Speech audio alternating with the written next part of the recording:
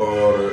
उसको भी जब ये भारतीय जनता पार्टी की सरकार बनी उससे पहले हटा दिया था अविश्वास प्रस्ताव ला करके। तो हम लोग जगह जगह धरने प्रदर्शन आंदोलन करके ये मांग कर रहे थे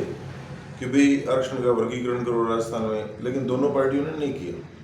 तो फिर हम मूल ओबीसी के जागरूक बंधुओं ने, साथियों ने मिलकर और राजस्थान में ओबीसी आरक्षण बंटवारा रोहिणी आयोग की रिपोर्ट लागू करवाने हेतु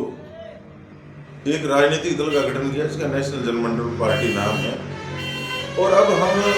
नेशनल जनमंडल पार्टी के बैनर तले सारे राजस्थान में आने वाले विधानसभा लोकसभा के चुनाव लड़ेंगे और राजस्थान में ओबीसी आरक्षण का बंटवारा करवाएंगे, खुद करेंगे। अभी जैसे शिक्षा में SC ST OBC के बच्चों को समानता के अधिकार दिलवाने के लिए UGC एक बिल पारित हुआ। उस बिल में ये था कि SC ST OBC के जो बच्चे हैं,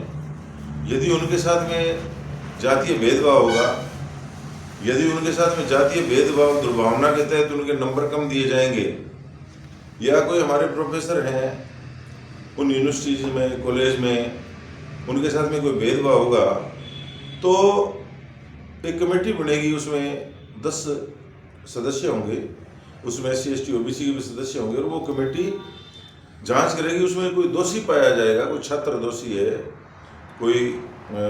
अधिकारी दोषी है, कोई प्रोफेसर दोषी है, तो उसको दंड मिलेगा। तो जिन जातियों को वोट दे दे करके हम जिनकी सरकारें बना रहे हैं, जो मात्र इस देश के अंदर 14-15% है, वो हमें माँ बहन की गालियाँ निकालने लग गए, वो धरने प्रदर्शन आंदोलन करने लग गए। वो कल तक भारतीय जनता पार्टी के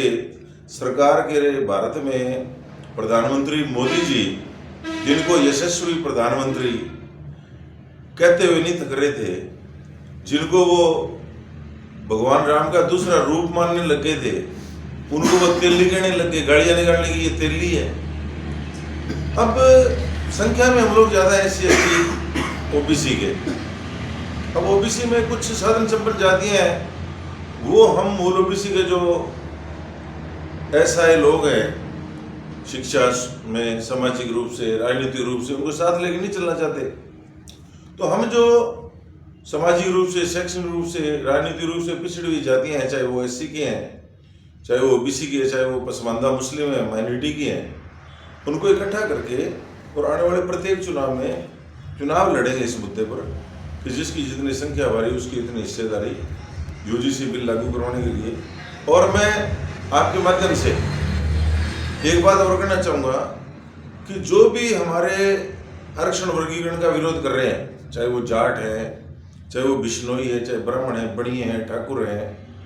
या जो इस UGC बिल का विरोध कर रहे हैं कि शिक्षा के अंदर हमारे बच्चों को, हमारे प्रोफेसर्स को समानता के अधिकार नहीं मिलने चाहिए,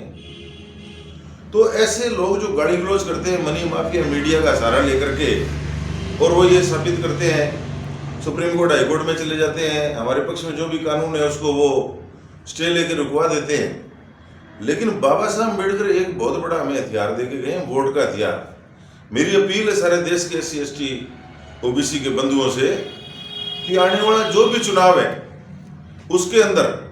जो ये UGC बिल का विरोध कर रहे हैं, जो हमारी संख्या के हिसाब से आरक्षण लागू नहीं कर रहे, उनका वोट से बहिष्कार करो, बूथों पर उनको वोट से मारो। और जिस दिन हमने हमारे हक अधिकारों के लिए खुद के पक्ष में वोट डालने शुरू कर दिए, तो उस दिन हमारी सरकार भी बनेगी, ये कानून भी हम खुद लागू करने वाले बन जाएंगे, आरक्षण देने वाले भी हम बन जाएंगे, आरक्षण